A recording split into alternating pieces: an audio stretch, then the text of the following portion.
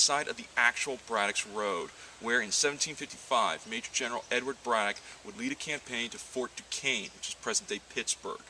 While marching, he would take a small detachment of his men, referred to as a flying column, and advance on the fort and attempt to go ahead and seize it. What you're looking at here is the road. This is what was carved in. It's only 3 men wide, standing shoulder to shoulder. You have single file carts going down. And so, if you're here in the woods, it's quiet, it's dark all around you. There is nothing to be found. Next thing you know, you have the scream of an Indian out of nowhere. Nobody knows where it is. You have men rushing up the road right at you.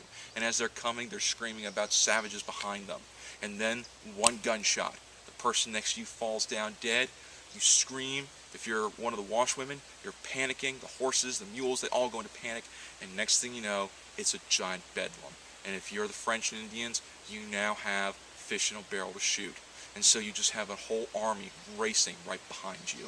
And this is what the road would have been like. It would have just been chaotic. There wouldn't have been much room to run. Next thing you know, it's a massacre.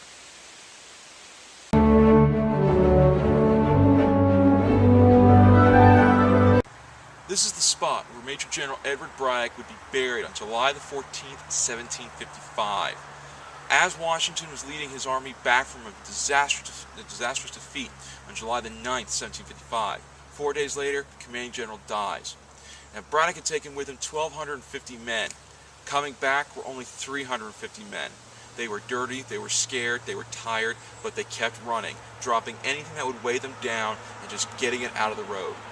When General Braddock died, it was Washington who gave the order to bury him in the road. The reason being is that if the Indians who were chasing them were to find Braddock's body, they might defile it. And so by burying him into the road, the soldiers would march right over the grave, completely destroying any signs of a potential grave. Now, this particular spot is marked by a concrete square indicating the height of General Braddock, thus giving you an idea of exactly how tall the man was with his burial. In 1804, his body was discovered and then later moved to another location.